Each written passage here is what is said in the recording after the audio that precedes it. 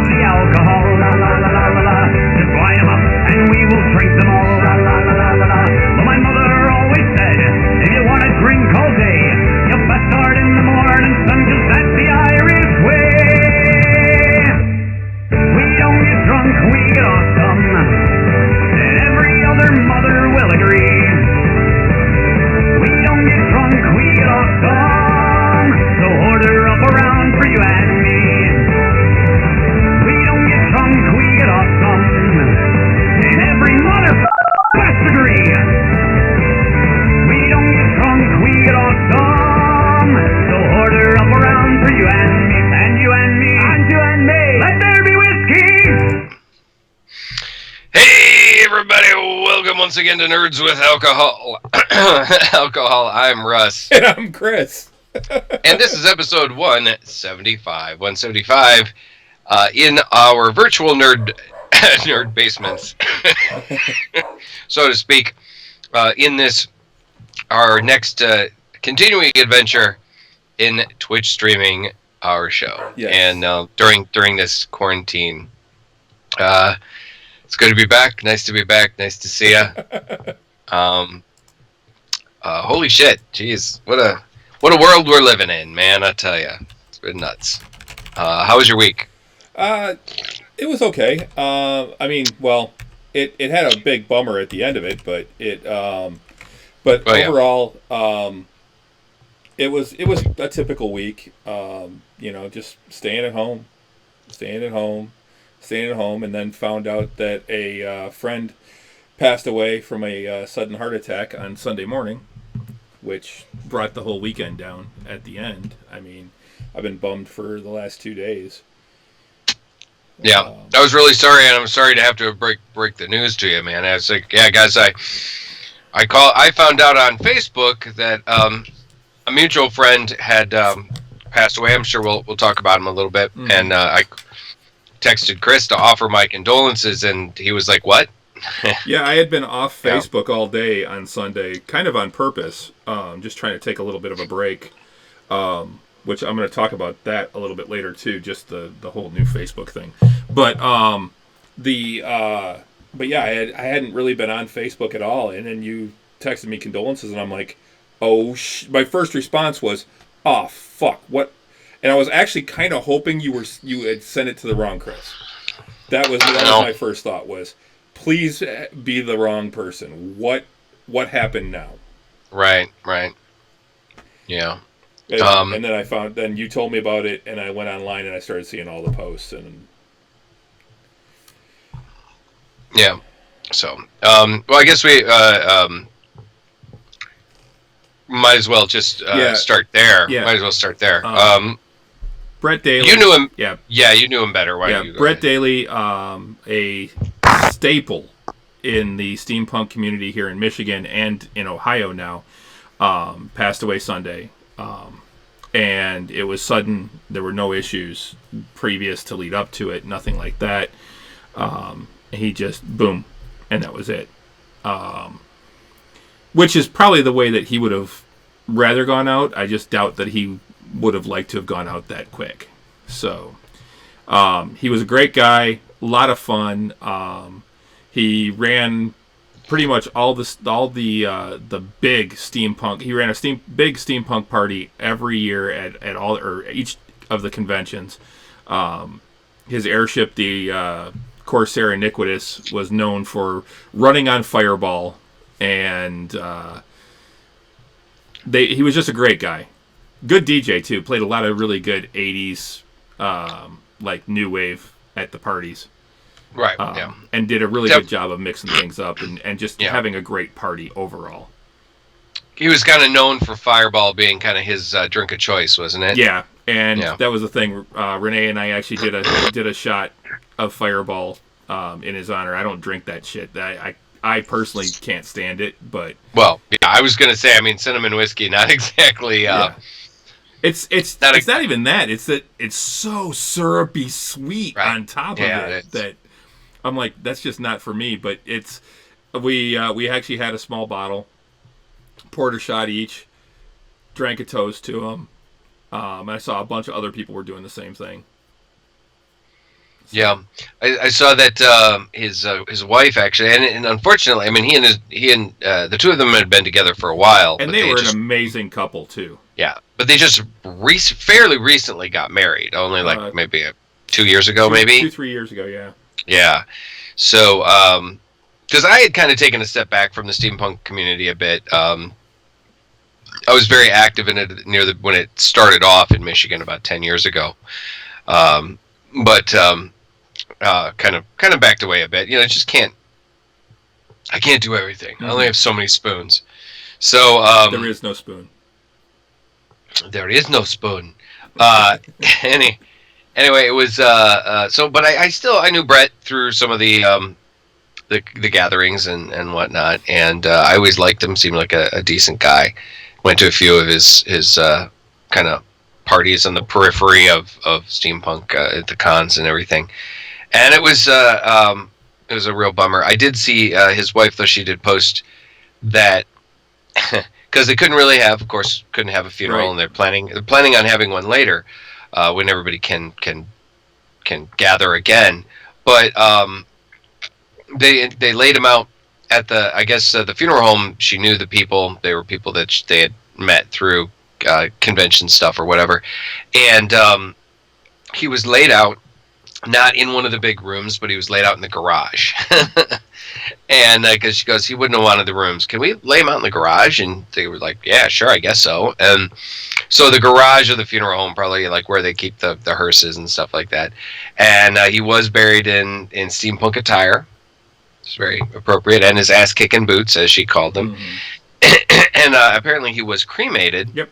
And then she goes, well, they were like, what kind of vessel would you like him to be in? And she was like, can you put him in a bottle? And they're like, well, yeah, if you give us the bottle. So like, how about a fireball bottle?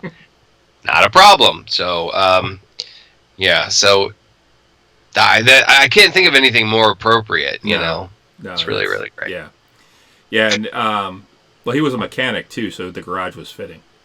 Right, exactly. So our hearts and minds go out to Brett Daly and his family and extended family. I'll raise a glass. Drink. And raise a drink to him, Brett Daly. Yep. To Brett. You know, to you, to Brett. Sláinte.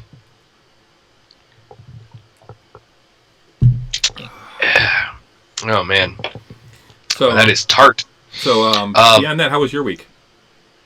About the same. You know, just kind of, you know, one of the things that was about Brett, actually, I needed to make sure, there was something about it. I was like, my God, I hope this wasn't because of COVID, you know, and it wasn't, unfortunately. It was a heart attack, but there was another part of me that was just kind of like, was this a COVID thing? But thankfully it wasn't. But anyway, no, just kind of typical. I'm getting really frustrated with myself because I have fallen into the vampire sleep schedule again, and which isn't uncommon for when I'm in my break between work and you know, whatnot. But it's really frustrating because I feel like I'm not being productive enough, and I feel like I would be more productive if at least I wasn't quite so, you know, had such an all-night sleep schedule. Like, I just feel bad for sleeping half the day. You know, I mean, I might be up until like 5, 6 in the morning, 7, 8 o'clock in the morning. Sometimes the sun's coming up and I'm still awake, and there's just something about like sleeping till like 3 in the afternoon that makes me feel like a slug. You know, I wonder why. I mean, dude, yeah. I sleep till 10. I feel like a slug. Yeah, but you've had this sleep schedule like you've never. I used to work in the bars. I used to have a nighttime schedule, and that was really regular for me. And it's one thing to be like to have a schedule where you go to bed at like 4 in the morning because you're getting home from work at 2, or getting home from work at 2:30, 3 o'clock in the morning. You go to bed at like 5 or something like that because you work at night. But I'm not, and yeah, I'm up late and sometimes I'm doing drawings and stuff like that, but a lot of times I'm just gaming or whatever. And I'd rather be like getting up at like noon, you know, and going to bed at, you know, like 2 or 3 in the morning or something. My work like that. day at noon. Yeah, I know. But and it's just what I fear too is like it's going to get a lot harder for me when I do go back to work, you know. So I got a nice card. I got a nice card from my boss Tony Michaels at the parade company. Basically sent me a card with a gift card in it saying, "Here, this will help get you through some these tough times. Can't wait for you to come back to work." I was like, "Wow, that was really, really great." You know, people get down on, you know, you can get down on your bosses sometimes and guys that are big executive type bosses and stuff, but then sometimes they, you know, are nice and they, you know, send you MasterCard gift cards, you know. So that was cool. And then I also found out that I'm getting my my stimulus check this week too. Oh, cool. Yeah, it's going to be deposited.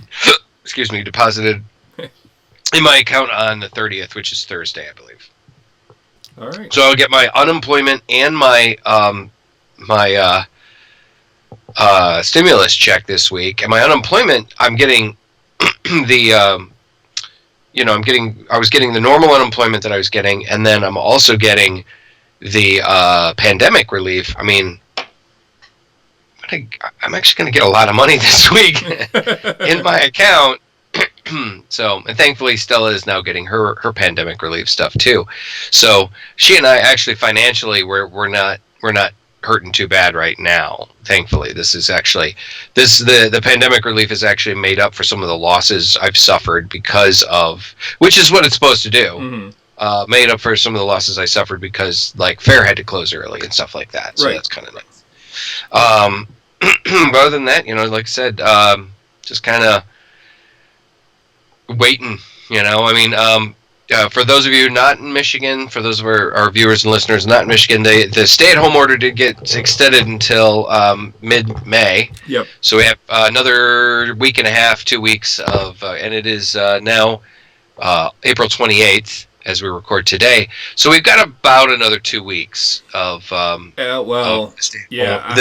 at least the stay-at-home order. Although certain restrictions were lifted. Yeah, I was talking with someone last night who works for one of the healthcare and hospital providers in the area, along with actually nationwide, and they said the date they keep talking about is June 15th.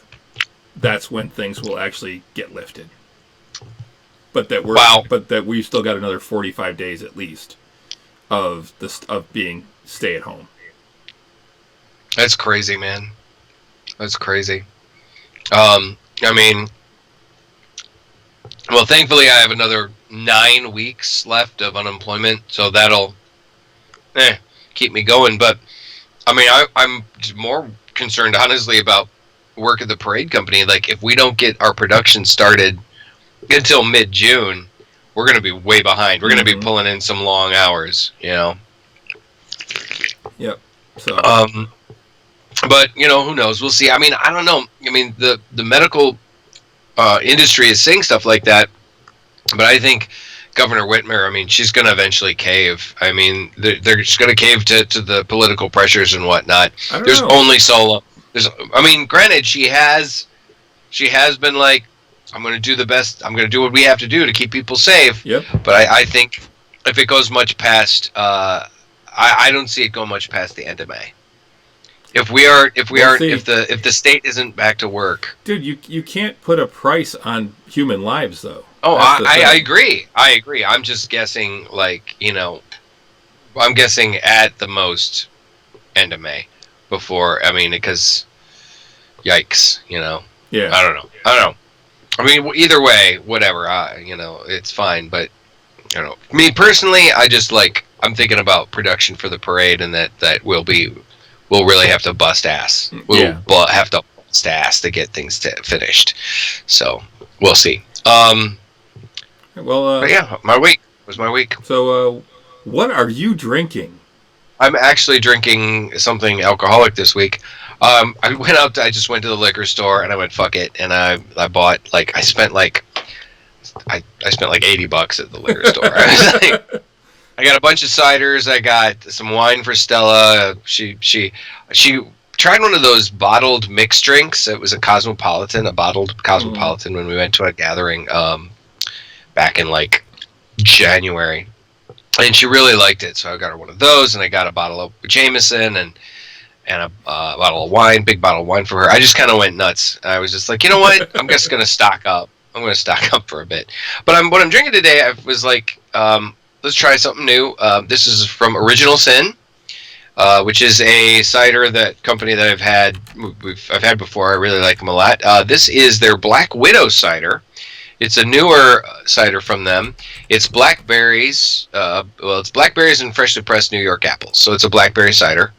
It's a 6.0. So not super high, but not super low either. It's kind of a mid-range for a cider. I mean, most ciders are right around 4.5, and this is 6. So I guess it would be a little on the higher side, but I've seen higher. It says the fresh pressed New York apples, blackberries, champagne yeast, and sulfites to protect the flavor. There's not much. The last cider you'll ever love, because it's a Black Widow. Established in 1996, Original Sin is one of the initial modern-day U.S. cider companies. From day one, the objective has been to produce dry, traditional ciders. Our ciders are made with freshly pressed New York apples, fermented with champagne yeast. So, this is a nice cider. It is tart. It is a tart cider for sure. Yeah. I prefer mine on the sweeter side, but this one is still pretty solid. I'm gonna take a sip here. Yeah, it's a good cider, but it is definitely lands on the tart side. If you guys want to check it out, they are available in 6-packs at your better bottle shops. And it's nice, too, because Original Sin, along with Blake's and stuff now, are packaging their 6-packs in a small box as opposed to using a 6-pack ring, so less plastic. So that's kind of nice. Okay, cool. Yeah, so good stuff. Tart, but really flavorful, really good, nice kind of bite to it, and a nice kind of a nice ABV. So, nice kind of buzz there. So good. It's good. What are you drinking? I am drinking a beer that I've only had at like beer festivals and actually at this particular brewery. It's from Shorts Brewing up north here in Michigan. It is an IPA, an American IPA called Dan's Pink Skirt. Okay. And there's the label right there. It is an American IPA. It is actually, from what I've heard, named after the head brewer at Griffin Claw. I'm not exactly sure the whole story behind it, but I've heard some things. So it is a golden color, kind of a yellow, pretty clear. It has a very citrusy aroma. And I'm going to take another sip here.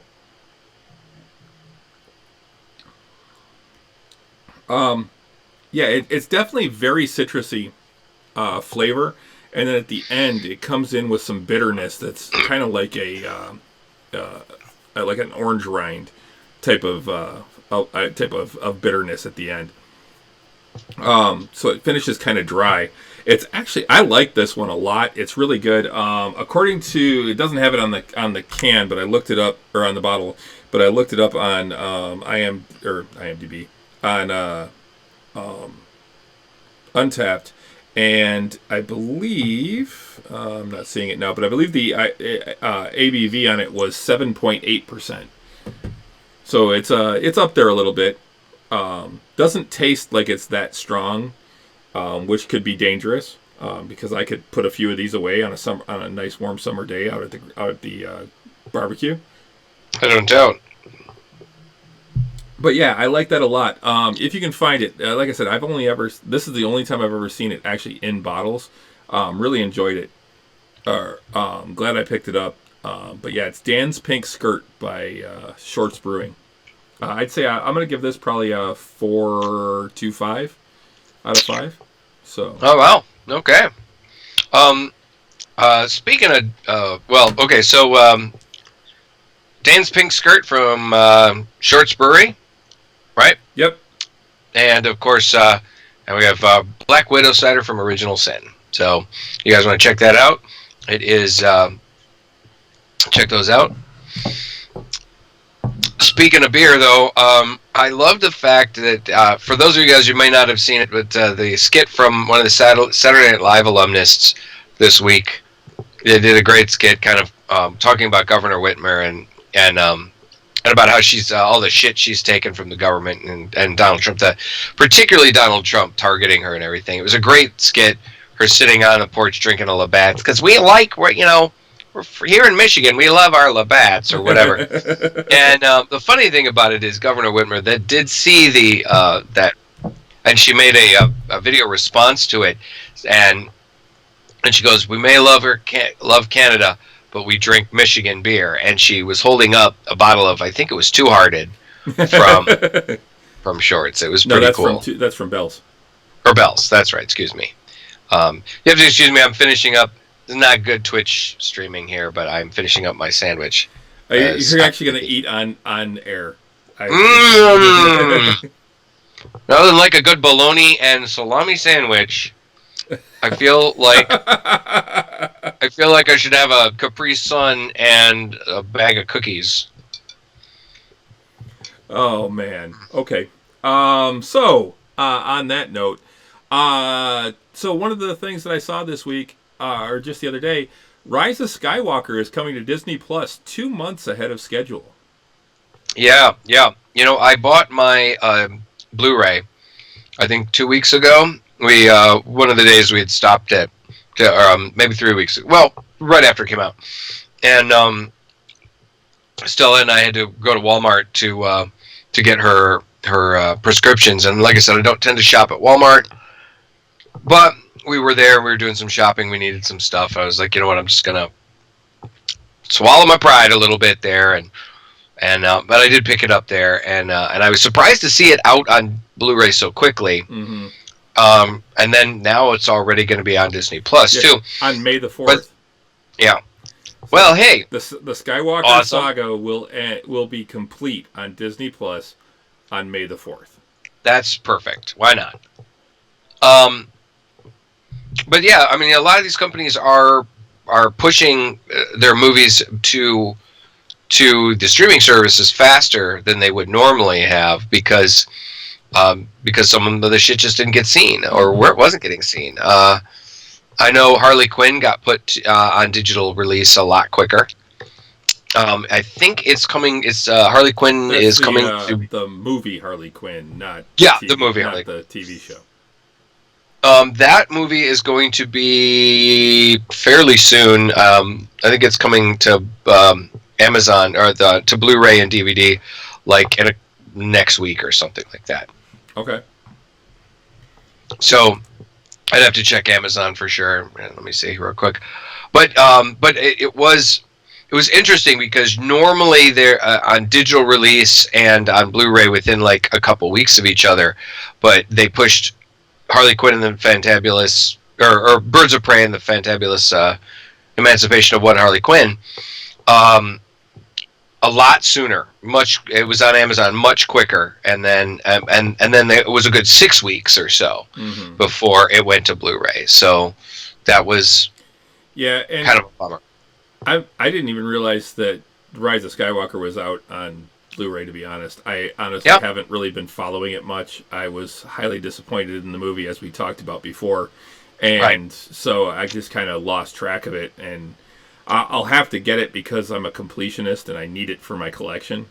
Of course. But other than that, if it wasn't for that, I probably wouldn't have it. I mean, I'll watch it again just to double check my thinking on it after I've had some time, but yeah. And I still do actually kind of want to watch the entire saga from start to end. Like even the prequels, there's still things in the prequels, even in Phantom Menace, arguably the most hated Star Wars film. there's still shit in that movie that's like, oh, that's fucking cool. You know, I mean, the fight scene between no, Darth Maul that's and Qui-Gon and Ben. Yeah, that's what I'm talking about for the most part. Birds of Prey, May 12th. Okay. May 12th. Which, speaking of Darth Maul and that, another thing I saw, did you see that Ray Park actually came back to do Darth Maul for Clone Wars? I heard about that, yeah. Yeah, there's a huge, cool. They're wrapping up Clone Wars, there's only 2 episodes left, and I guess Ray Park actually came back to reprise his role as Darth Maul for the big fight scene between him and Ahsoka. And he mocapped the whole thing, and he even created a new fighting style for Darth Maul to take into account his mechanical legs. Wow, okay. And very cool. So they said it is absolutely amazing, and it is one of the coolest fight scenes. And they were saying on the Nerdist, where I saw the article, they were saying they put it right up there with the Darth Maul versus Qui-Gon Jinn fight scene. Oh, wow, fantastic. As far as one of the best lightsaber battles in Star Wars history. And it's interesting because I don't believe they do. I don't believe they normally mocap. They don't. That show. You know, it's all computer animated and whatever. They said they had to blend mocapped. like 3 different things to actually get that to work. Wow, well that's cool, man. I mean, Ray Park, he definitely defined a entire character. I mean, it was he created that character. I mean, whole cloth. So that was pretty fucking cool. No, that's awesome. I'll have to. I haven't gotten into Clone Wars. I've been meaning to. I mean, particularly now that it's on Disney Plus, so that's even more reason to.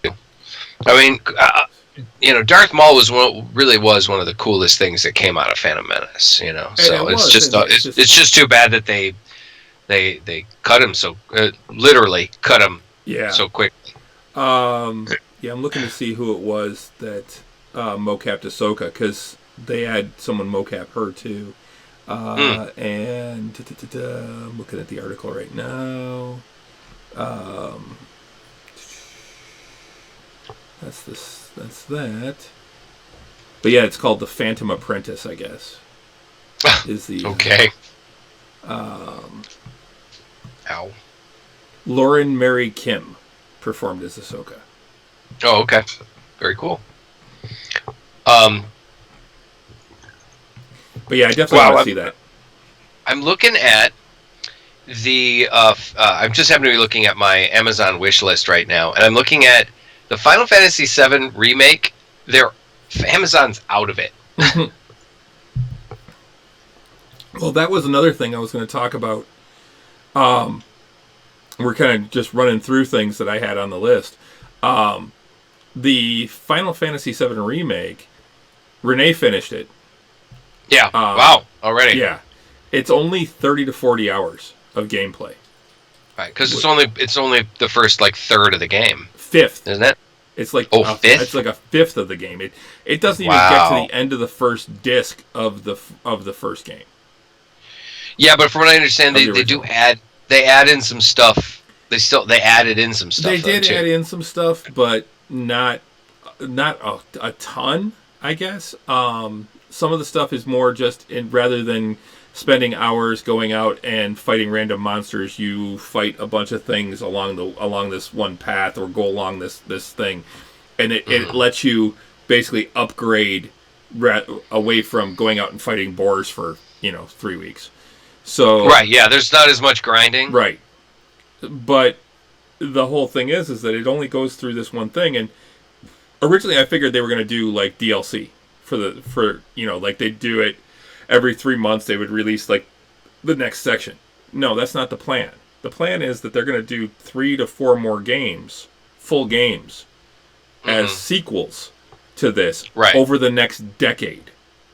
Holy shit. It's going to be 10 years before this is done.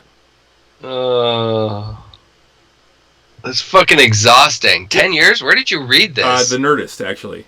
Oh my god. Yeah, they're pretty They're pretty spot on. Yeah, and they were talking that it's going to be 4 to 5 games total, and it will take them a decade to actually put them all out. Over the next decade to put them all out. I'm like, I don't know that I even want to start investing my time in that. I started playing it, but only played like an hour, and I'm like, do I really want to invest that now, knowing that I'm going to be waiting for the next game to come out, and then the next game to come out, and I'll be playing these sequels for 10 fucking years. That is disappointing. It's disappointing because I mean I really do want to play this game, and I'm looking forward to it. I was almost thinking, oh, you know what, if they do like 3 of them, maybe I'll just wait until all 3 come out, and because they'll package them together, they'll do some sort of big, and maybe I can borrow it from you guys or something. Jesus. But yeah, we just got to think in chat, what the fuck, that is all? What's the point? I'll go pull out my original version instead. Exactly. Yeah, well, I mean, you got to admit, though, too, yeah, or just wait 15 years, and then buy all 5 of them for $20. Yeah, exactly. Fuck. Well, in 15 years, it'll probably be more like bargains will be at $30. Well, the thing is that you figure over a decade, if they're going to come out over a decade, that means that they're going to be on the PS4, the PS5, and possibly the PS6. For sure. Because with coming out on the PS4 now, it'll be out on the PS5 comes out later this year. And then now remember, the PS5 is going to be backwards compatible with the PS4. Yeah, that's fine, but still. It's gonna be the PS4, the PS5, and then the game systems tend to be 7 to 8 years before the next one comes out. So in 10 years, they will be pushing the beginnings of the last version of this will come out on the PS6. Yeah, that's entirely possible. Fuck, man, I'm. You're bumming me out, brother, because I was like, I really wanted to play this game, and I like I said, I still will play the game, I'm sure, but I just kind of was like, I did not think, and when I heard that they were breaking it up, that I was like, well, it makes sense to me. I mean, it was a huge game. They got to make money on this investment. They've been working on it a long time. Sure, break it up into 2 or 3 games, but spread out across 10 years. Yep. It's fucked up, man. I mean, it was 10 years between Kingdom Hearts 2 and Kingdom Hearts 3. 10 fucking years. A friend of mine, when it came out 2 years ago, my friend was like, I was a teenager when the previous game came out. And I was like, wow, holy shit. And I know these games take a long time to develop, and can take like 5-6 years to develop and stuff, but I mean, like releasing them in such long, breaks and stuff like that. I don't know. It just it kind of rankles me a bit. I mean, like this new Avengers game that's coming out pretty soon. That's been in the works for a while, but they planned ahead. They've already said that they already have DLC.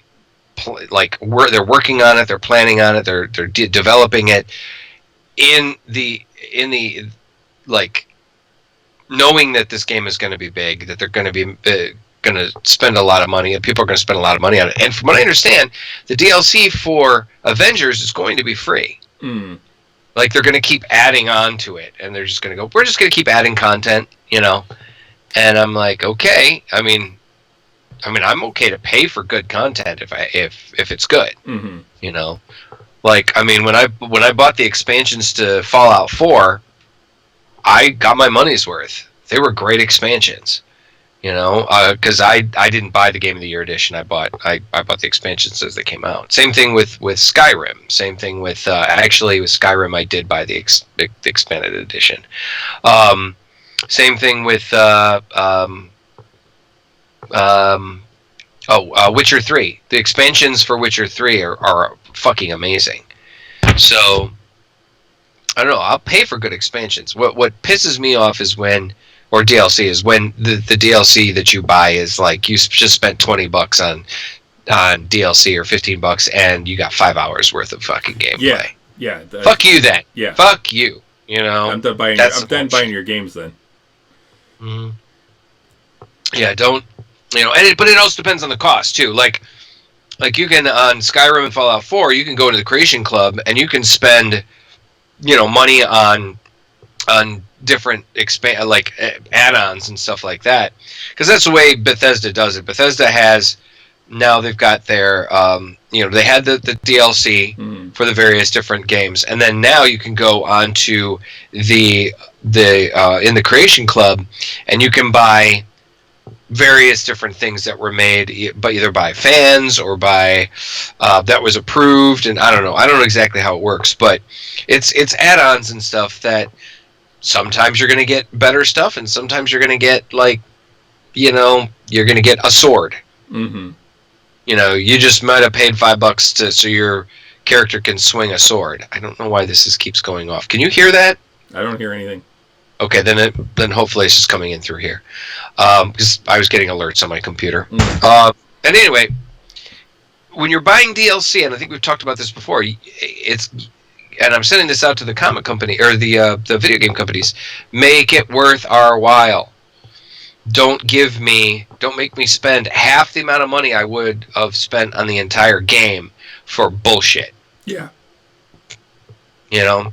Because that sometimes, that kind of DLC, you get screwed over like that. That's enough to send you elsewhere when it comes to your gaming, preferences and stuff. Mm-hmm. So, but anyway, I did hear somebody had said, I don't know all the details, but I heard that I guess there was a big leak this week about Last of Us 2. Man, you're hitting everything that I had on the list for tonight. Oh, did you? Yeah. Oh, sorry. No, that's fine. I don't know what the leak was. What was it? Do you know what is it? It was leaked footage of critical parts of the game. It was big spoilers. Yeah, it was huge spoilers. And it was all leaked yesterday morning, I guess, Monday morning. And so the company came out and said, hey, try not to watch it. If you do see it, don't spoil it for other people. This is a shame that this happened. And they really went on and on and on about it. But out of this, Sony actually came out and gave us a release date for Last of Us 2, which we didn't have. Because originally it was supposed to be May 15th or something like that, and then they pushed it back and just had a date, an undetermined date. But now they're saying it will be released on June 19th. Oh, right around the corner then. That's cool. Yeah, that's cool.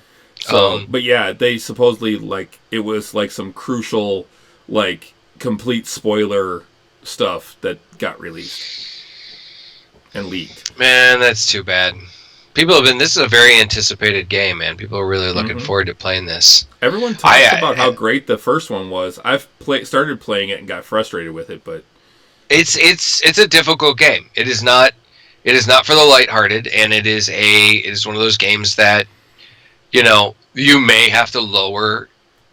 Even an experienced gamer may have to lower the difficulty level in a couple different spots. The nice thing about it is that you can lower the difficulty level in the middle of the game or raise it or whatever if you want, and then put it back. I guess I hate the fact that my headset does this to my hair. Well, you can keep adjusting the difficulty level depending on the situation. There was only maybe one time that I had to lower the difficulty level because I spent 2 hours trying to get past this one section. I finally went, fuck it! And had to because it's either that or throw the fucking controller across the room. Yeah. And then you have to go get a new controller. And God damn it. And possibly a new TV because you have to throw it at the TV. Yep. But anyway, the game itself, it was a tour de force, man. It was one of those games where that is held up as an example of what really, really high quality gaming can be. Mm-hmm. And it's still, I rebought it. I very rarely do I buy a game a second time. And when it went to Classic or whatever for the PlayStation 4. Because I bought it for it was one of the last games I played on my PlayStation 3, if not the last game. No, Grand Theft Auto 5 was the last game I played on my 3, but it was one of the ones. And when it came out remastered for the PlayStation 4, I was like, maybe I'll get it, maybe. But then it went, like the price dropped on it, like down to $20, and I'm like, you know what? I'm going to get this because I know I'm going to want to replay it before I play the sequel. And it was like, I remember Stella watching me play the game, and she was like, wow, this is beautiful. And it is, but it is definitely a difficult game. I recommend you giving it another shot, man. It's I probably will. Yeah, but for a first-person shooter, know. After we talked last week, I wound up going out and getting the Kingdom Hearts collection and Spider-Man. Oh yeah. While they were they were on sale. So good. Have you started playing Spider-Man at all? I have not started either of them because I'm still trying to do Batman, and I've actually finish what you're finish what you're doing. I've actually it's basically now I've got a backlog of about 8 months worth of games, at least, to play. And that's on top of, I've been getting back into MechWarrior online and playing with some friends on there and been loving that again. So.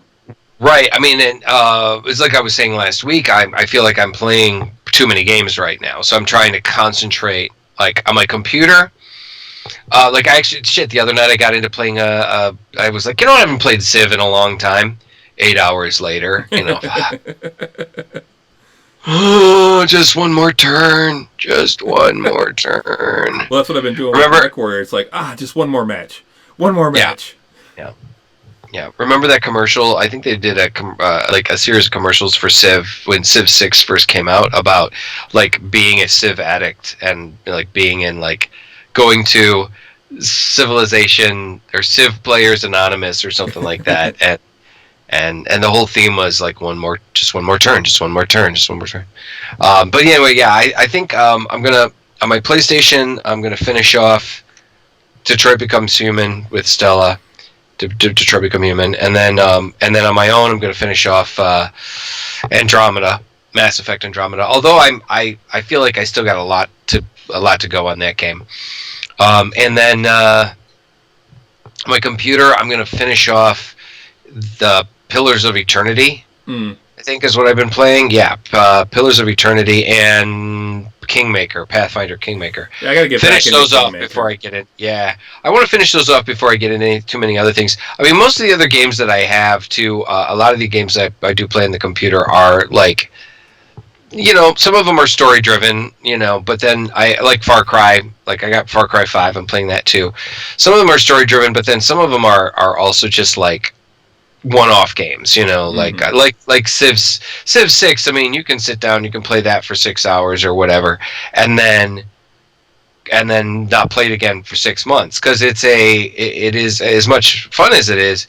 It's not like a story driven game. It's it's a strategy game. So I just got to get through some of these story-driven games so I can get to that end of the story. But I don't know. It is one thing that I can say about this quarantine is I'm getting a lot of gaming done. So yeah, I've been getting through some of these games. Yeah, I've been playing quite a few games. Mostly, like I said, I've been playing MechWarrior like crazy lately. So I noticed getting decent. Yeah. And I noticed you tried Twitch streaming it a little bit. Yeah, I tried Twitch. Did try streaming it on Twitch last week just for like 10 minutes just as a test. Actually had somebody watching for it in that time, so it was pretty quick. I've actually thought about doing like I was going to call it Friday Night Firefight, and like on Friday nights just get on for an hour or two and stream me getting my ass kicked in MechWarrior. So, because I'm not bad, but I'm not good. I am not some of the guys that I've watched on Twitch. Yeah, it's funny that you mentioned that because, finish what you were saying and then I was just going to say, I've watched some people on Twitch and they're really fucking good. I am not that good. I have good matches. I have bad matches. I have really bad matches. I hate when I get like hit and I'm like one shot. Boom. Like, what the fuck hit me? Well, it's funny that you said that because remember we talked about how the previous week they had Saturday Night Live had done a show that was like from home. Yeah.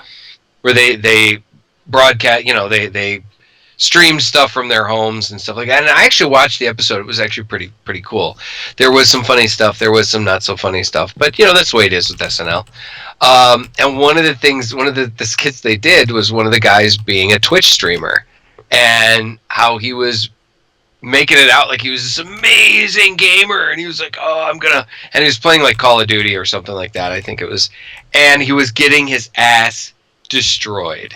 Like, he was constantly like sniped and picked off. I mean, he would spawn, and then immediately he'd take 3 steps and dead, and there was one point, and he just kept going on and on over and over, and he just kept getting frustrated, and like and subscribe.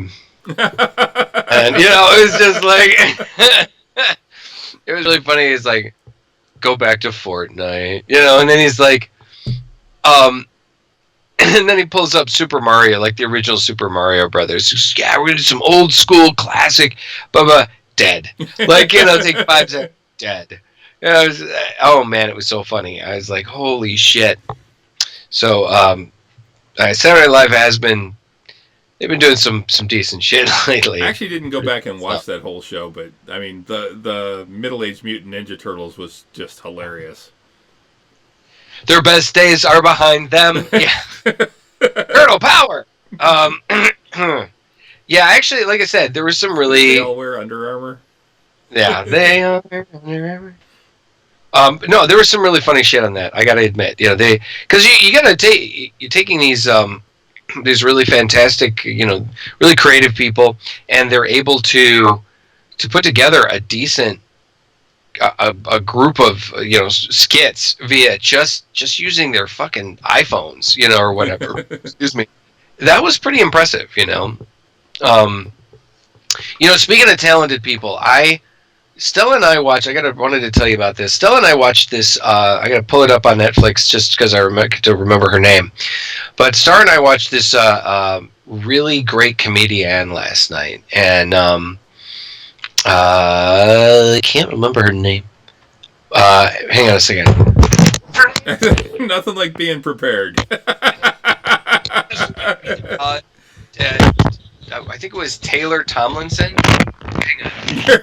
You are just like messing the mic up like crazy on that.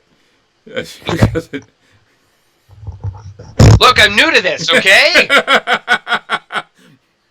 You're getting your ass kicked on the video game here. On the video game, yeah. No, really, really great comedian. Her name is Taylor Tomlinson. She's got a special on Netflix now.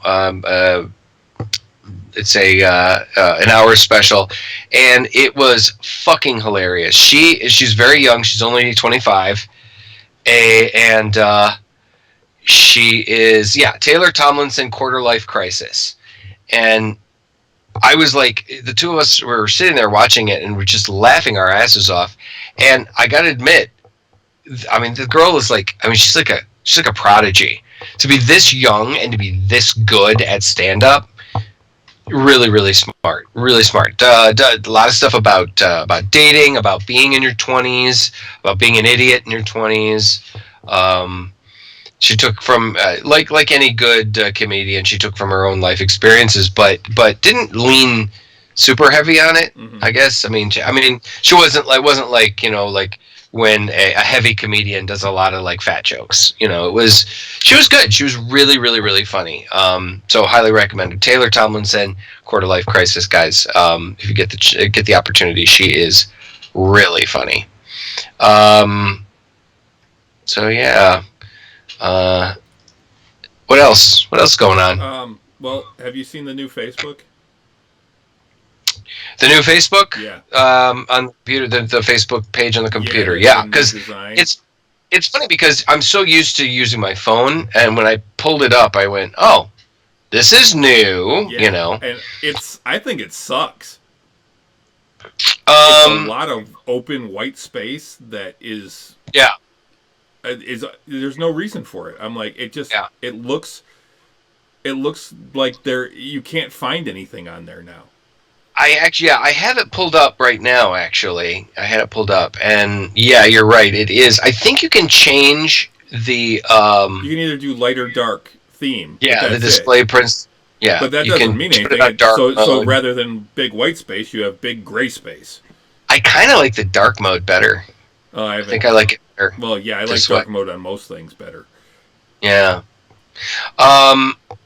Yeah, I noticed it last week. I don't know. Like I said, I looked at it. So okay, I use Facebook on my phone probably more often than these days. I'll still pull it up when I'm on my computer. If I sit down to check my email, I'll check Facebook and stuff.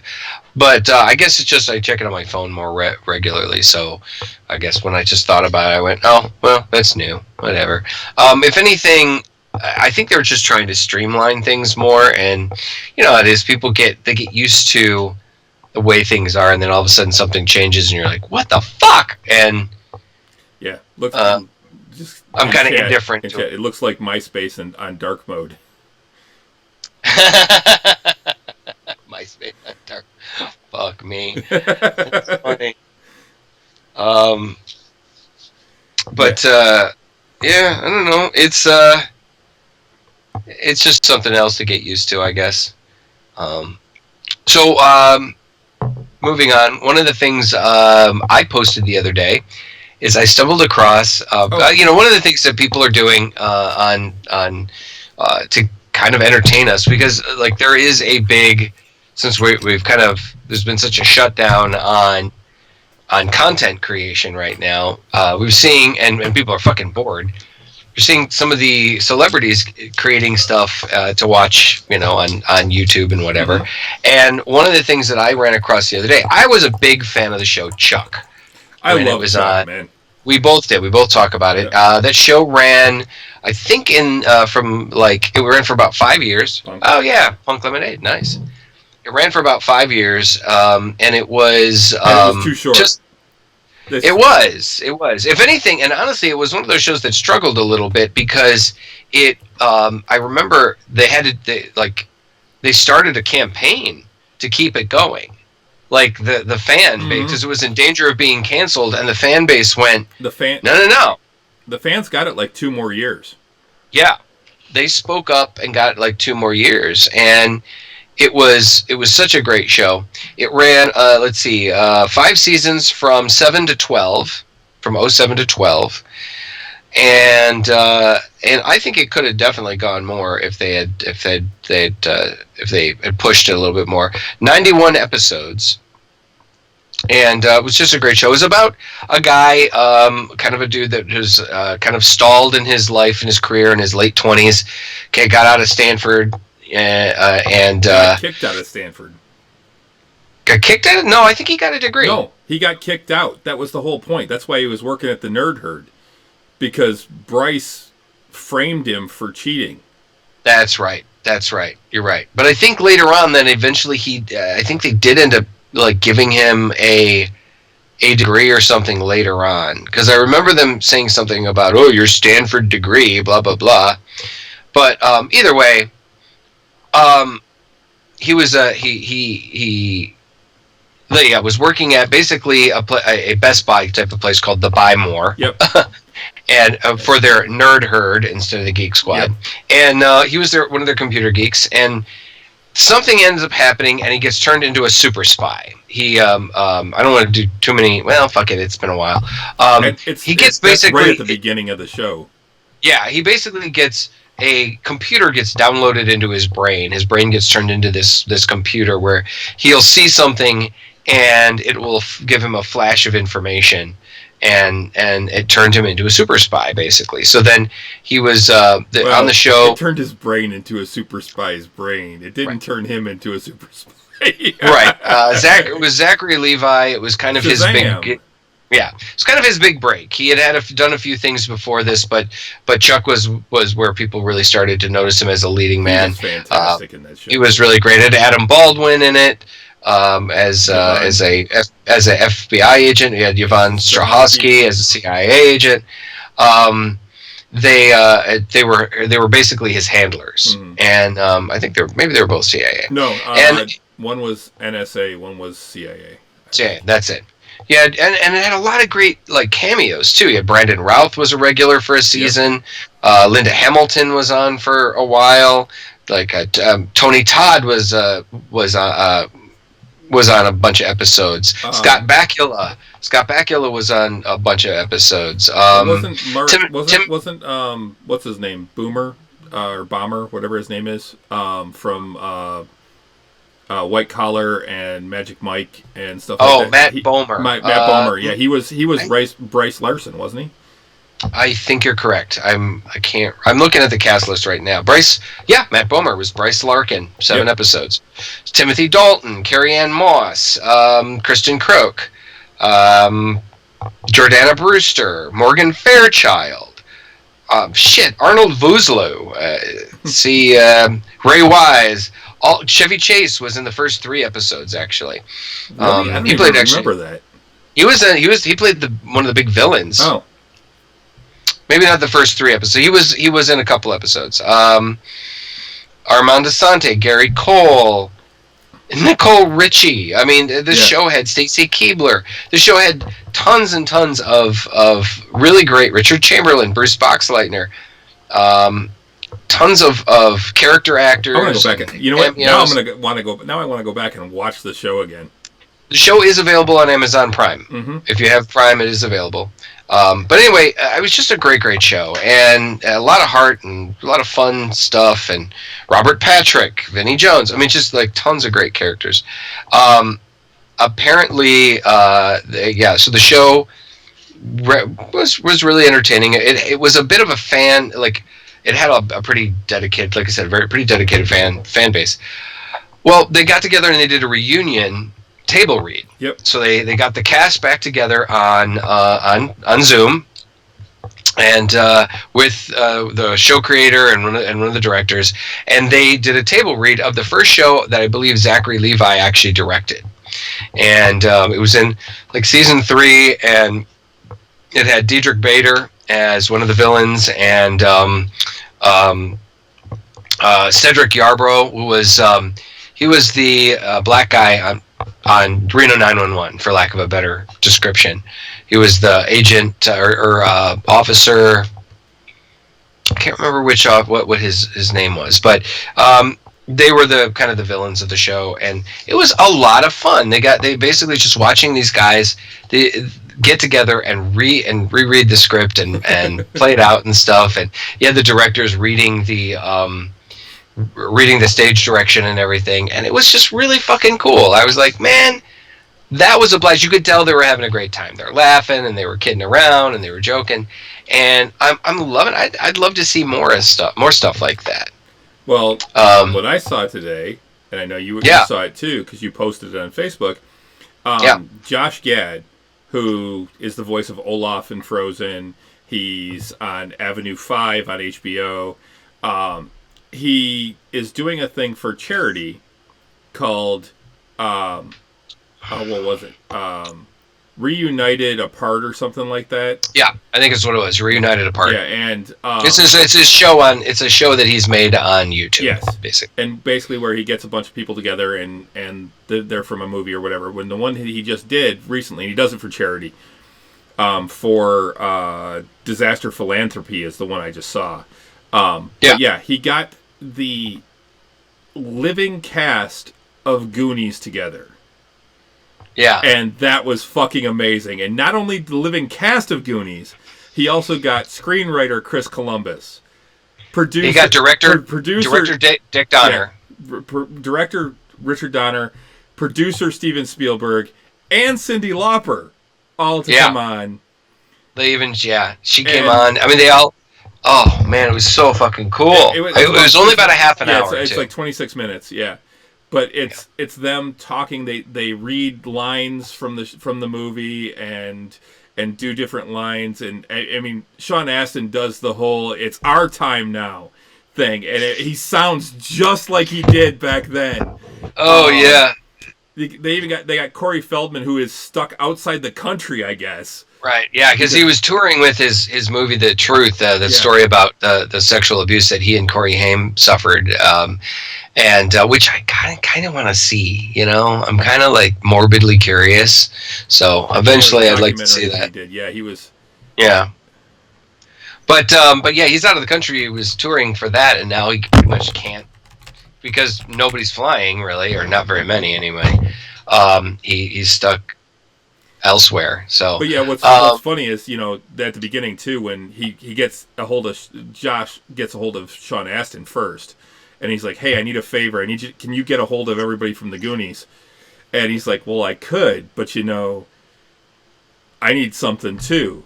And he's like, "What?" And he's like, "Well, you know what I want." And he's like, "Okay," and he stands up and lifts his shirt up and starts. He's like, "I'll do the truffle shuffle." And truffle shuffle. He's like, "No. My daughters want you to do Olaf. Do the voice of Olaf." Josh Gad has actually had a hell of a career lately. I mean, he was also in Beauty and the Beast. He was in the live action Beauty and the Beast. He was in. Stella and I just watched the remake of Murder on the Orient Express with Johnny Depp and. Michelle Pfeiffer. It was a huge cast, and Josh Gad was in that. The guy's had a hell of a career of late, for sure. But yeah, he did a great job. It was obviously, it was a half an hour show. They had a lot of footage. They edited it down. At one point, Dick Donner couldn't get his webcam to work. He can't figure out how to work Zoom. And he's celebrating his 90th birthday today. Yeah, that was the day that they did it. Yeah, and I love his response when they say that. He's like, "Oh, is it 90? They wouldn't tell me what number it was." Which one it was? Yeah. But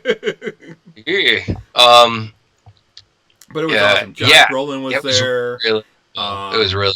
It was really cool, and just hearing. What was interesting too to see like some of the people that aren't really in the public eye as much anymore. I mean, you've got the guy who played Chunk, blanking on his name right now, but he actually got. I mean, he slimmed way down. He got into really good shape. He was this chubby kid and chubby teenager, and he got way into fitness. Renee was telling me that he actually became a personal trainer for a while.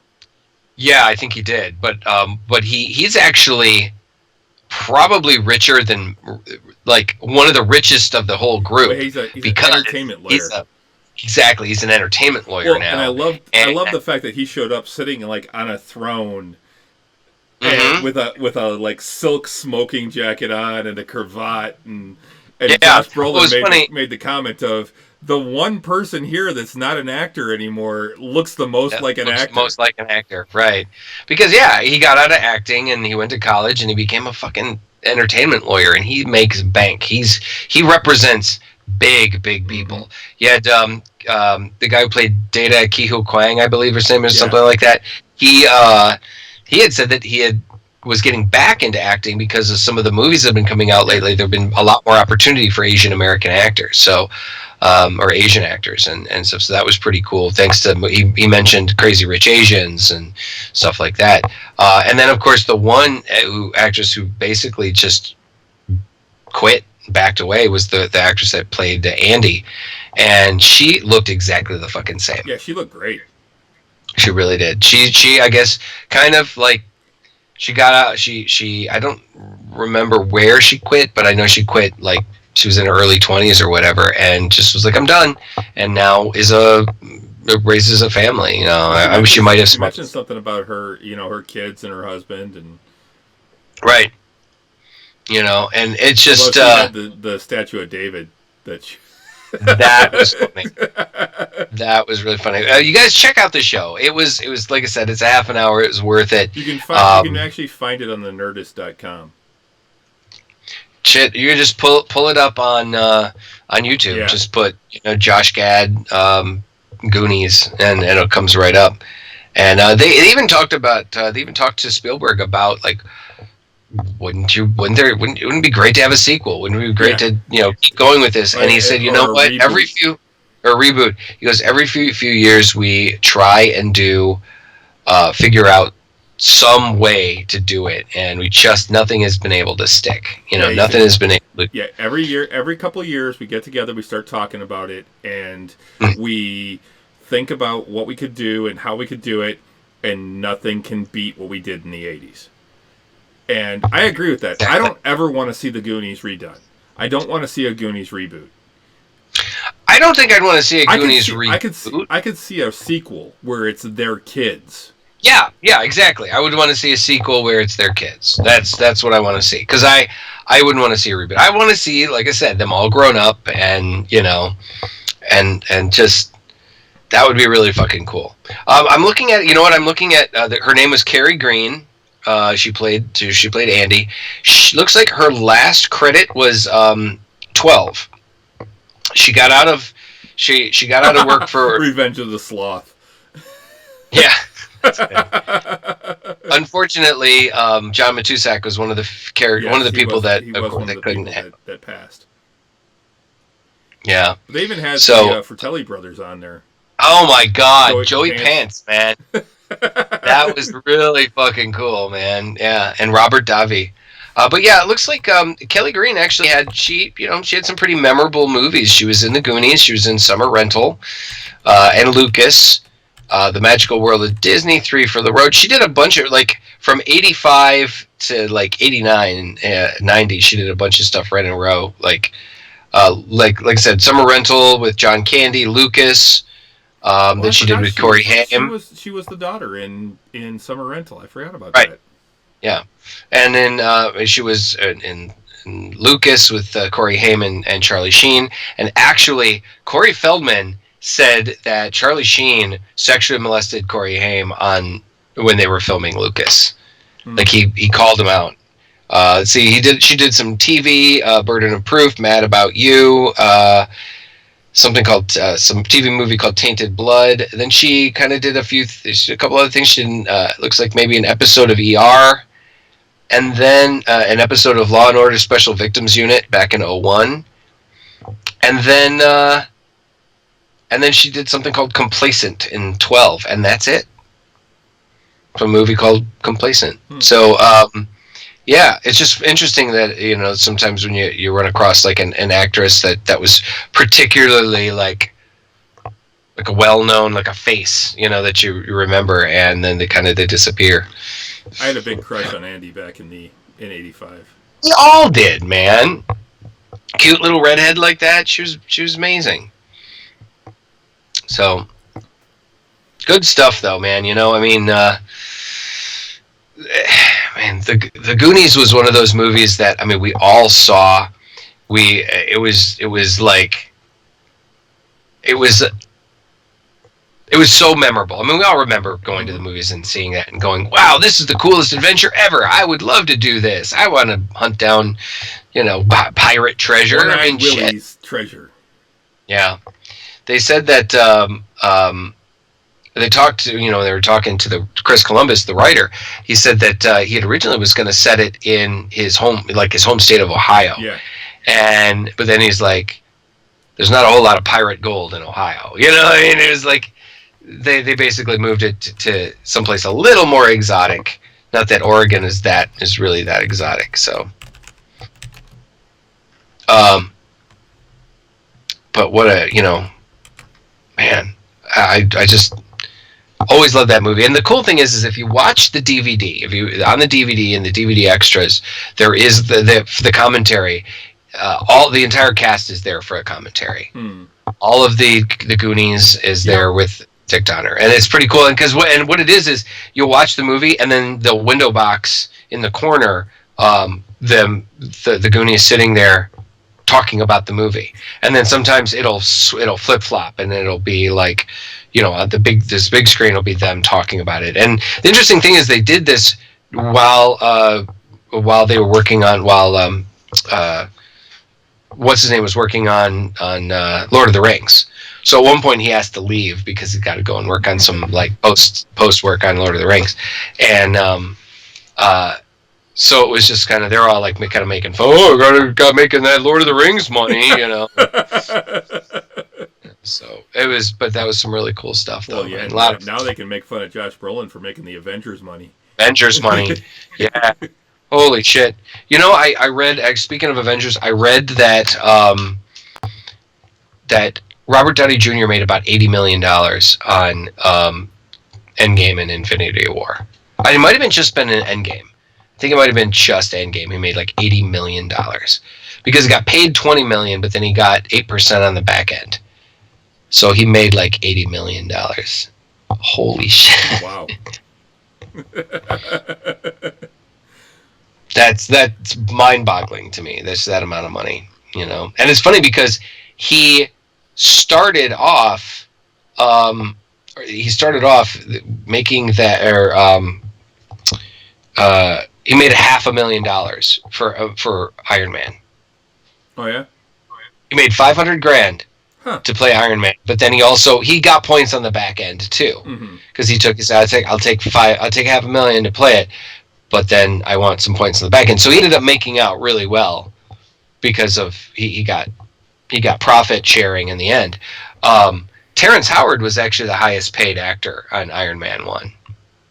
Okay. Yeah, but and at the time they took a chance on Robert Downey Jr. because Robert Downey Jr.'s career was kind of in the toilet at the time. But yeah, it's holy shit, right? Still boggles my mind. $80 million. Yeah, I read an article this week about how they kind of revealed it. So It's crazy. One of the things I didn't realize, I never put it together, was that the kid who played Data was also Short Round in Indiana Jones Temple of Doom. I never actually put that together, that they were the same. They actually talked about it. They were they talk about it in there, and that's when I went, yeah. Oh, fuck, it is. I'm like, I never actually put that together, that they were the same kid. Yeah, he didn't. That's another actor that didn't go on to do a ton of stuff. I think he actually showed up in the movie. He was in Encino Man as well. Oh, is he? Yeah, he was starting to get to be an older teenager at that point. But yeah, he was in Encino Man as well. Well, he had been more than an older teenager, because Encino Man was like 10 years after. Nope. 90. Really? It was like it might have been 92, but if they filmed it, they filmed it right around 91. But I think I think it came out in 91 or 92, one of my senior year in high school. 92 is Encino Man. Yeah. So if they filmed it in that, if they filmed it roughly 91, I mean that's only 6 years after the Goonies, give or take, because Goonies came out in 85. Yeah. But yeah, there was another actor that did some really kind of like memorable things, and went, oh, then whatever happened to that guy? It's funny how that happens. That can, So I don't know. You got anything else? I had. Gonna move on. Yeah. What you got? Just a couple of things, like Marvel and DC are starting to put out more and more stuff about what their publishing schedule is going to be. It looks like DC Comics is not, once again, neither of them are going to put out anything new this week. They are doing some digital stuff where they're putting out like newer things, or things that they had planned that had been printed but hadn't been put out on digital yet, and stuff like that. It looks like DC is planning to put out some stuff next week. Not this week, but next week, May 5th. And then Marvel is probably not until Diamond starts shipping again May 20th or so. So Marvel is actually waiting a bit longer. They're going to wait until like the weekend, the week of the 17th, I believe, is when they start up. Let me see. The week of May 20th, I think is the next time that Marvel is going to put anything new out. DC is going to start putting stuff out next week, just like lighter things, and they're going to be going through different shipping companies. I believe I mentioned it last week. But yeah, so Marvel and DC, new comics are coming, but they're still a couple weeks away to see the normal schedule again. kind of as things kind of get slowly back to normal. I am looking forward to things getting back to normal. I've mentioned it before. Like, this time of the year this isn't all that different, but I still can't go anywhere. I can't do anything. I just going to the liquor store earlier today was like, I got in my car. Stella realized her battery had died, so we've been running her car a little bit every day. Mm-hmm. And I got in my car. I hadn't started my car in almost a week, and I put my key in, and it started up, but it had to work for it a little bit. It went, and as opposed to, right away. And so I'm like, oh, guess I better not go a week without driving. Yeah, it's the little things. It's the little things, though, that, like, normally we're used to driving every day. I drive every day. Sure, why don't I, I got in my car, and just sitting in my car, it felt weird. It just felt weird because I hadn't driven in like a week. I still have not gotten gas since I got home from Florida. I got gas. I've gotten gas once in the last 45 days. Yeah. I had gotten gas. Like, maybe I had to get gas maybe 100 miles before I got home. So I got gas. I pulled in, and I have driven maybe a total of like 30 miles, maybe 40 miles since I've been home. I haven't had to go anywhere. I haven't had to go far for anything. I haven't needed gas. Mm-hmm. I almost feel bad. I mean, gas prices are at some of the lowest they've been in years. Yeah, I kind of want to get gas just to... Yeah. Which, when I actually got gas, we had Kroger points, and I didn't even use all of our Kroger points, but I actually got gas for like 80 cents or something like that. It was crazy. Yeah, I remember you or Renee posted something about it, like 79, 89 cents or 80 cents. I was like, shit.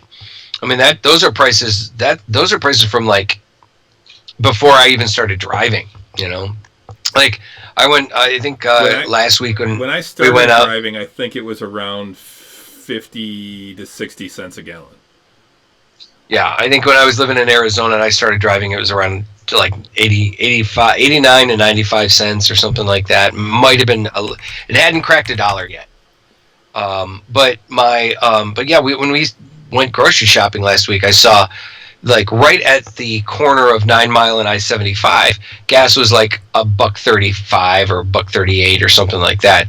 And I went, oh, that's right next to the freeway. You go down the street a little bit, it's probably closer to like $1.10 or something, or $1. And today I saw it was like $1.45, and I'm just like, wow, that's super low. It's crazy low. So I kind of wish, I was like, man, I wish I could. I mean, I guess I could put gas in the car. I've got like half a tank, but it's just, I don't know, it was crazy. It's just been nuts. And then little things, like I said, my routine is gone. I haven't been able to go to the comic shop. I mean, I want to go to the comic shop. I want to go do things and stuff. And it's just, I don't know. And I miss people. Mm-hmm. That's really my thing is I've been sitting around, and I'm like, I'm getting to the point where I was okay with this whole thing for a while. Now I'm like at the point where I'm like, I talk to my friends, like I talk to you on here, mm-hmm. and that's fine. And I talk to my friends on Discord, and we've played D&D a few times, and right. I mean, between the group that you're in with me, and then another group that I play with, I played D&D every Saturday for the last 3 weeks, and then we're going to play again this week. But that's not enough. It's one right. thing to be able to talk to people. It's another thing to actually hang out with people. Especially now that the weather's starting to get nicer. I'm like, I just got a new grill. I want to have people over. I want to barbecue. I want to, throw bags in the yard, drink some beers or ciders, right. grill up some food, smoke some food in the smoker, do stuff like that with other people around. Yeah, exactly. Yeah, I've had some Zoom calls and been, taking part in some of these, Discord D&D games and stuff, and they're fun, but I kind of want to go back to being in the same room with people, mm-hmm. Yeah, you nothing know? beats that actual human contact of being around each other. Exactly. Exactamundo. It's fine. Yep. It's fine. It's fine. Yep, we'll get through it. We'll get through it. But yeah, that was I mean, I didn't have a ton. I didn't have a ton of other things. I have been watching Supergirl season 3. I'm almost done getting through that. I have been when I kind of want to just watch something but not pay super attention to it. Like if I'm drawing or something, I've been watching a lot of Law and Order Special Victims Unit on Hulu, and boy, that can put you in a dark place, man. Yeah, it can. You watch too many shows like that in a row, and so like I'll watch like 3 or 4, and then I'll be like, I need to take a break. I need something light. Let's put Supergirl, The Flash on or something. I've been watching the Legends of Tomorrow season 1. Yeah. Because I never actually watched that, so I'm actually going back, and I'm actually beyond that. I realized that I moved past that on Arrow and Flash, and I've actually gotten behind. I have to watch like 2 seasons of DC's Legends of Tomorrow, and then the second season of Supergirl to catch up to where I am on Flash and Arrow now, because I've only watched the first season of Supergirl. Well, yeah, I'm doing the 3rd season, and I'm almost done. It's pretty solid. It's a good. I mean, Supergirl. I mean, they bring in the Legion of Superheroes, and they did some really fun stuff, and I'm really enjoying it. I'm looking forward to getting into Legends of Tomorrow season 4, I think, or 3. Season 3, I think, is my next one, and I'm picking up. And then the cool thing about it too is they're all on up to the most recent seasons. They're all on Netflix. Yep. So you can just pull them up. It's really great. Even though I have the DVD sets, I'm like, you know what? I just pull them up on Netflix. Yeah, this is easier. I'm staying up to date on Westworld. Staying up to date on Rookie, which I've actually got 1 episode to watch of that still. Still staying up to date on Harley Quinn. As a matter of fact, like every Saturday now, I'm like, hey, we got a Harley Quinn to watch. Let's watch that. So, because that show is fucking still brilliant. Yeah, I got to get caught up on that one. It's really a genius. But I'd say, though, one of the funniest shows on TV right now is still What We Do in the Shadows. Yes, we're staying up on What We Do in the Shadows. Topher! Dude, they go to the Superb Owl Party. Yes, the Superb Owl Party. And one of my buddies actually just said something out today saying, I should go to one of these Superb Owl parties sometime. Yeah. Unfortunately, the Superb Owl did not show, but it's a lovely time, you know. I hope the owl is in a good mood, because... Yeah.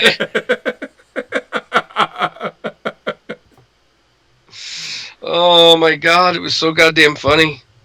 Oh man, that show really is genius. It's guys, if you're not watching the funniest vampire comedy, who knew? Who knew that this would take off? You know?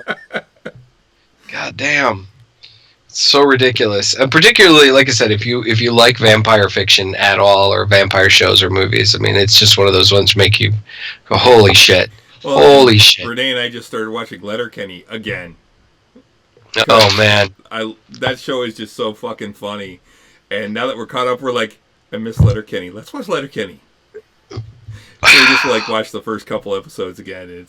See, I'd like to go back and rewatch stuff, but there's so many other things that I haven't watched again or haven't even watched, you know, like I'd love, streaming or scrolling through the Netflix or Hulu and just looking at all these. Oh, that'd be a fun show to I'd love to rewatch MASH. That's on my queue. Yeah, and I have no interest in rewatching MASH.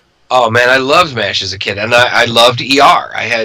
We watched it religiously. ER was one I watched in my 20s. For sure, and so that one's on Hulu. And I mean. Friends is another one that I've gone Friends back. Is actually... It's one Friends I went back and started watching. Sure, but that's not on any streaming services right now. It got taken off of Netflix because it's going to be on, I think, the Peacock when they start that up soon. All right, so we're getting asked if we'll both do a shot if someone follows us. You both take a shot. Like I'll do a shot. Do a shot. I just bought a bottle of Jameson, so I'll do a shot. I would have to leave the camera to go get to do a shot though. Yeah. So yeah, me too. Yeah, we can't leave our listening audience alone though. So why don't you go ahead and get up, get your shot, and I'll just entertain these people the best of my ability while you go and get your shot. All right, we'll trade. All right, I'll be right back. Oh wait, you know what? I got somebody that's actually going to bring me a shot. Yeah, bring me the screwball. There you go. Gotta turn down my. So luckily, I have a wife that's watching the show. So. So you could yell over to Stella. You already yelled off camera once. That's true. I did. Hey, Star.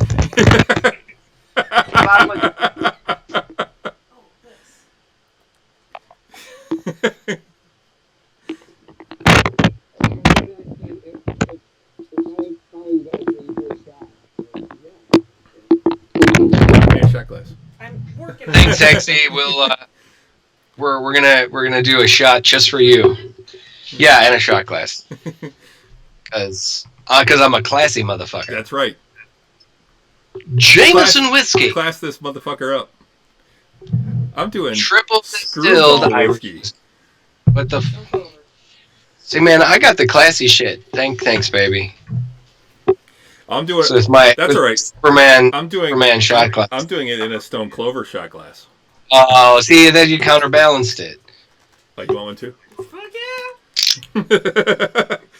Renee's doing one in a Body Boys shot glass. So, pouring the shot right now. There we go. You want a shot of whiskey? Yeah. Oh, okay. She doesn't want a shot of whiskey right now. That's you. All right. All right. Slancha. Slancha. To all your healths out to there. all your healths.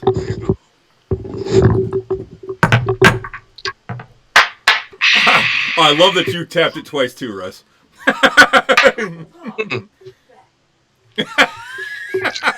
Welcome back to Drinking on the Podcast, Russ. Yeah. All right. So, thanks, Hegsy. Yeah. Good fur, Daddy. Oh man, this is some good. I had never been a big drinker. I still am not a big drinker, and I got introduced to whiskey at Ren Fair. Just kind of like one of those things where you're like, yeah, sure, I'll try that, and people passing bottles around the fire and everything, and I remember drinking with Hegsy is my new favorite. I remember like drinking with one of the Body Boys, Josh Lovell. And the Body Boys, for those of you who may not remember, they were a drinking band at the Michigan Renaissance Festival. The Body Boys, excellent, yeah. Kind of where Stone Clover came from. Paulie was originally a member of the Body Boys, and then he broke off and started Stone Clover. This show, I remember coming into campground at the KOA that we would camp at, and pulling in late because I had to work late or something. I think it might have been just got in late. And I sit down around, there's a bunch of people sitting around the campfire. It's late on a Friday night. Because we would camp at this campground while we were working at the Ren Fair. And there's Josh Lovell sitting at one of the picnic tables that we'd moved over near the campfire. And he had a rough week or whatever, and he's just down in Jameson whiskey. And I'm like, I sit down next to him, and he rolls a bottle like this one over to me. Drink whiskey! And I'm like, all right, calm down, man. I take a swig of, and I'd had Jameson before, but it wasn't my jam so much. And I'd say Tullamore Dew was kind of my whiskey of choice if I had to choose one at the time. And so then I slide it back to him, and then he immediately slides it back to me. Drink whiskey, and I'm like, all right. I take another shot. Otherwise, okay, great. And I slide it back to him. He takes a shot. He slides it back to me. Drink whiskey. I go, listen. Let me unpack my shit. Get a cider, and then I will sit and drink with you. Okay. So I go, and I unpack my shit, put my stuff in the tent. 10 minutes later or so, and I come in and sit down. And I grab a cider, and we're drinking and we're talking and we're laughing and never drink with a body boy. If you can't hang, man, don't drink. Okay, I so drank so all anyway, through a Body Boys concert Sure. at a steampunk event. That I was there. I remember when they played that. Yeah. They played like the World Steam Expo, the first one. It was amazing. I actually, they were the last ones on, and they're like, "When do we have to get off?" "Oh, we can go as long as we want." "Okay." And they went. And they went until the Guinness ran out. Yeah, they had Danny O'Ryan, who's this performer. He's got a band called The Crack right now, and they're also a traveling, like a drinking Irish drinking band, Renaissance drinking band. That was an incredible night. But yeah, I eventually, I got about halfway through the woodchuck I was drinking, and he goes, "Here, give me that," and he then pours his Jameson whiskey into my cider, and he goes, "Here, that's a Johnny Jump Up." And I was like, "Oh yeah, that's right, it is." But like I said, that was like half of the bottle. He'd filled half of my bottle with Jameson, with whiskey. I was already, it was, needless to say, I was not feeling all that great the next morning. Nothing like that. I was the head of security at the time. I doing the head of security at the time, and I was like, if not the head of security, I was one of the higher ups. It was like, not a great idea when the head of security is a little hungover. I don't think I was the head. I think I was still working for Deb at the time. But yeah, that was my kind of my introduction to Jameson, and this was probably about maybe 10 years ago now. I don't know. But I have come to appreciate, thanks to Josh Lovell and the Body Boys, Josh and Jeremy Lovell, and the rest of the Body Boys, I have come to appreciate Jameson whiskey much more. It's interesting. What am I hearing in the background there? I mean, it sounds like something is like clacking, like that right hang there. on. It sounds like a drum.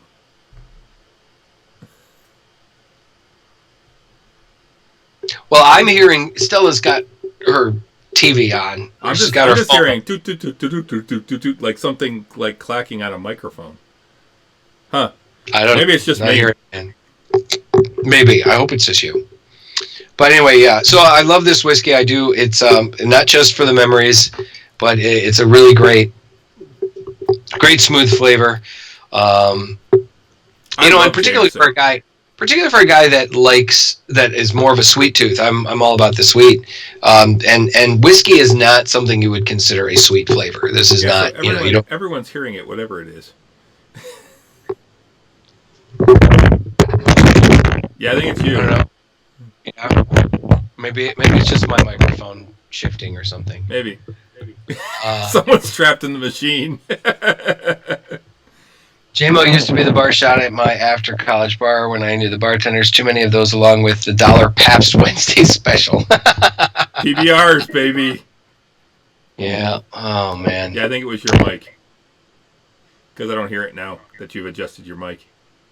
Yeah. Probably. That might have been probably just the mic fucking up. But yeah, that was to get back to that night. That night at the Steam Expo, man, that was a hell of a night. That was that first World Steam Expo was an unbelievable event. Move your mic a little bit because now you're. Yeah. Is that it? Is that okay? It's a little bit better. I'm not hearing anything. No, it was you were kind of blasting it. It says it's even worse now. Sorry, Eggsy. I don't know what it is. But yeah, that was actually the night that I met my wife. Was that night? Yeah. At the convention, I was feeding her liquor all night, Yeah. And we actually didn't get together for like 8 months after that. But Yeah, all three of us were hanging out. yep. If I remember correctly. Yeah. Well, for a no, I while. came over and sat with you. Yeah. Well, yeah. I mean, and then you met Renee, and I think we all kind Oh of. yeah, you're sounding like shit now, dude. Really? Your mic is all messed up. Here, hang on. I'll unplug it. Oh, okay. So I'm gonna I'll do a little dance now while you. Should I do a little dance? Yeah. No, that sounds like shit. Right now. Now it's plugged back in. Okay. How's that sound? You're sounding kind of weird. Kind of weird. Yeah. I don't know what happened. I don't know. Weird. Yeah. But all right. Well, we're pretty much at the at time anyway. So. Yeah. Okay. Sorry about the weird sounding, guys, but I'll see what I can do about maybe fixing it. And this, Yeah, you are definitely sounding like off. What does it sound like? It sounds. I can't describe it. It's like you sound like you're like talking through a can. Oh, okay. All right. Well, I don't know what to tell you. Weird. I mean, this thing could maybe just finally crapped out. Who knows? Guys, be sure to thanks for joining us tonight on this wonderful Tuesday night. I hope you enjoyed the weather. It was beautiful today. And keep coming. Tell all your friends about us. Keep coming back. We're going to keep doing this. We're going to keep doing our best to be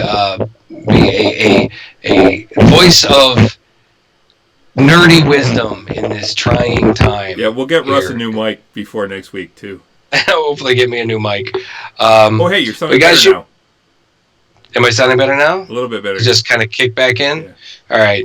Well, guys, you can find us at all the places you can find quality podcasting. Ladies and gentlemen, we are on iTunes. We are on the Google Play Store. We're on Spotify, Stitcher, iHeartRadio, radio.com. And, of course, you can download and stream us at our website at nerdswithalcoholshow.com. And you can follow us on most of the social medias. We are on Facebook, Nerds with Alcohol Show. We are on Twitter, @DrinkingNerds. We are on Instagram, Drinking Nerds. You can find us on Untapped. Just search for Drinking Nerds. Send us a friend request, and we will get you added. Or you can, of course, stream us now on Tuesday nights at 8 o'clock Eastern Time on Twitch. Just search for Drinking Nerds and you'll find us there. Twitch.tv/Drinking Nerds is actually the URL. So Exactly. All right. Well, I think on that note. Until next time. Sláinte. Hey, that sounded pretty good. That was pretty good. Have a good night, everybody. Good night.